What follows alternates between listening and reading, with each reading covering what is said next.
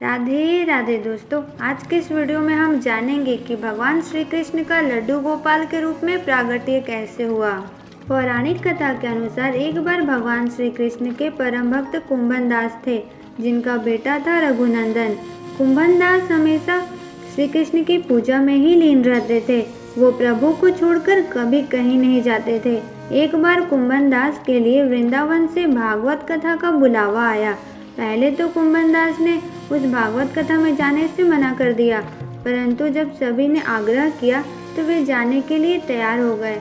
उन्होंने सोचा कि पहले वे भगवान श्री कृष्ण की पूजा करेंगे और इसके बाद ही वह भागवत कथा कराने जाएंगे। इस तरह से उनका पूजा का नियम भी नहीं टूटेगा। कुंभन दास ने अपने पुत्र से कहा कि मैंने भगवान श्री कृष्ण का भोग तैयार कर दिया है, तुम बस ठाकुर जी को भोग लगा देना। इतना कहकर वह वृंदावन के लिए निकल पड़े। कुंभन दास के बेटे ने भोग की थाली ठाकुर जी के सामने रख दी और उनसे प्रार्थना करी कि प्रभु आइए और भोग लगाइए। रघुनंदन मन ही मन ये सोच रहा था कि ठाकुर जी आएंगे और सभी मनुष्य की तरह अपने हाथों से खाएंगे। कुंभन दास के बेटे ने कई बार भगवान श्री कृष्ण से आकर भोजन करने के लिए कहा, लेकिन खाना उसी प्रकार से देखकर वह निराश हो गया और वह रोने लगा। उसने रोते रोते भगवान श्री कृष्ण से कहा कि हे भगवान, आप आते क्यों नहीं, आकर भोग लगाइए। उसकी पुकार सुनकर ठाकुर जी एक बालक का रूप लेकर आ गए और भोजन करने के लिए बैठ गए, जिसके बाद रघुनंदन के चेहरे पर मुस्कुराहट आ गई। वृंदावन से भागवत कथा करा के जब कुंभन दास जी घर लौटे तो उसने बेटे से प्रसाद के बारे में पूछा।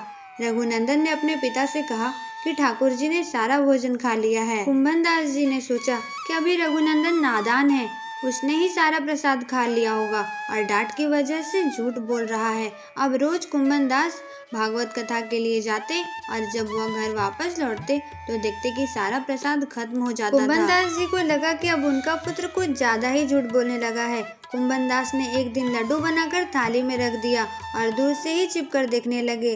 रघुनंदन ने उस दिन भी रोज की ही तरह ठाकुर जी को आवाज लगाई और ठाकुर जी फिर से एक बालक के वेश में कुंभन दास के बेटे के सामने आ गए। रघुनंदन ने ठाकुर जी से खाने के लिए कहा, जिसके बाद ठाकुर जी लड्डू खाने लगे। कुंभन दास जो दूर से ही खड़े होकर इस घटना को देख रहे थे, वो तुरंत ही आकर ठाकुर जी के चरणों में गिर पड़े। ठाकुर जी के एक हाथ में लड्डू था और दूसरे हाथ का लड्डू जाने ही वाला था, लेकिन ठाकुर जी उसी समय वहीं पर जमकर रह गए। कहते हैं तभी से लड्डू गोपाल के इस रूप की पूजा की जाने लगी। कहते हैं कृष्ण भगवान की छठी के दिन जो इस कथा का पाठ करता है उससे कन्हैया प्रसन्न होते हैं और श्रद्धालुओं की सारी मनोकामनाएं पूरी करते हैं।